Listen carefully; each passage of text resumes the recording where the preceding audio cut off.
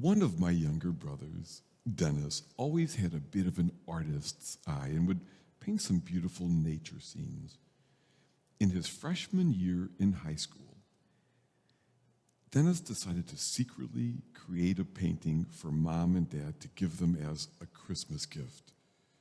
But I remember how scared he was about how they would receive it. There was a part of himself in this painting, and he worried about the reaction. Would they like it? Mom sometimes struggled a bit emotionally, and you never knew what reaction you'd get. And for Dennis, I think it felt like if they didn't like the painting, in some way it meant like they didn't like him. And as Mom and Dad were opening the gift, Dennis was so nervous and scared he couldn't even stand to be in the same room.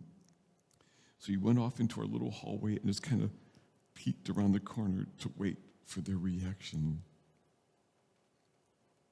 I think God gets that. That God understands how my brother felt. That at that first Christmas some 2,000 years ago, I could imagine God wondering, will they like my gift? Will they like my son, my beloved, my gift, my Jesus? From the beginning of time and in so many ways, God tried to show us the depth of love that God had for us. But some part of us just couldn't really take it all in. So God decided the most amazing thing. The all-powerful God who created the universe and all that is in it. The God whose name was so precious to our Jewish sisters and brothers that they would not even speak it, took on human flesh and became who we are. And God said, I will know what it is like to be you now, for I have become who you are. I will know what it is to laugh and to weep. Sometimes I will dance with abandon. Sometimes I'll be so scared. I will know what it is like to hold someone's hand, to bury a loved one, for I have become who you are. And God gave us the great Christmas gift.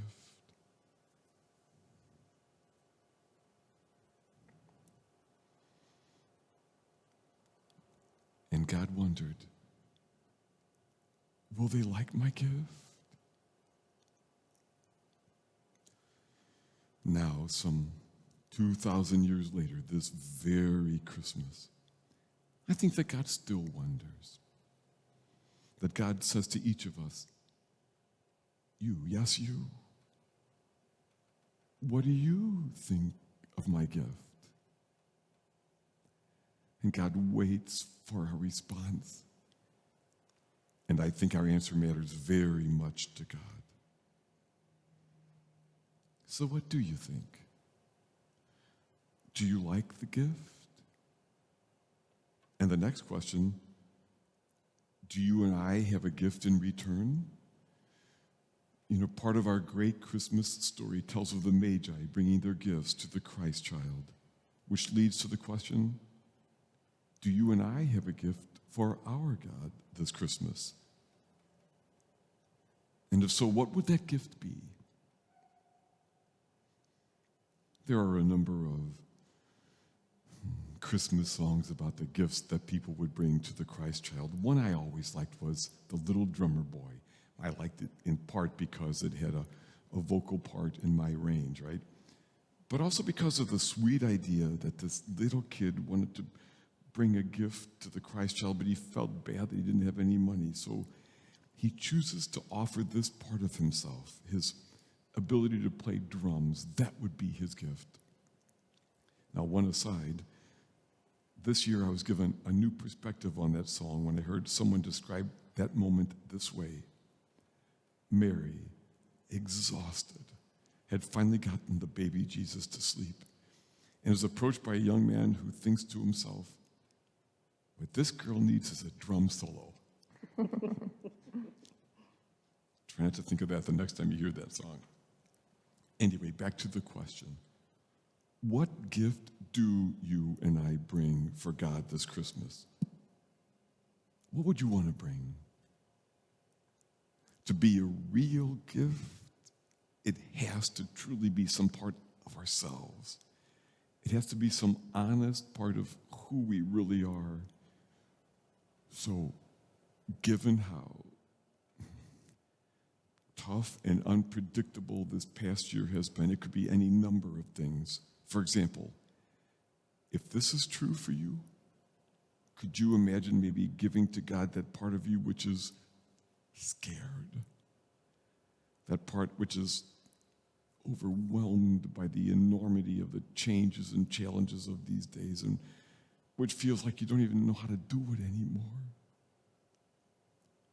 Would you give that part to God? Or if this is you, maybe that part of you which is lonely, feels beaten up, feels so discouraged that sometimes you wonder how you would go on, or maybe if you even want to. Could you give that to God? Or maybe you've been working on nurturing a grateful heart, a wonderful thing to do. Would your gift be gratitude, thanks, even love for God? Or maybe you carry shame about some part of you. Do you think that maybe you could honestly name that and say, here's that part of me, God? I mean, this feels a little scary, but I just want you to know that I know and that I'm not so afraid of you that I wouldn't bring this to you.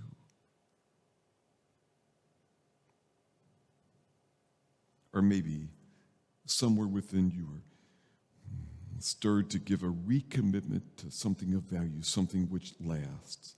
Maybe more kindness in your words, or a recommitment to solitude, or church attendance, or to be something like a secret Santa throughout the year for those who are in need or could use it, or what? It's a question for each of us this Christmas. What gift do you want to bring? And when you decide what that is, it would be understandable if you too wondered, God, do you like my gift?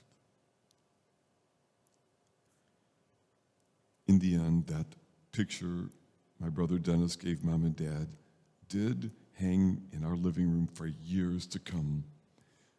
But in the moment, Dennis did not know what kind of reaction he would get. But I do know the reaction you will get from God. To whatever part of you, real you, that you bring to God, the reaction is, I love this gift.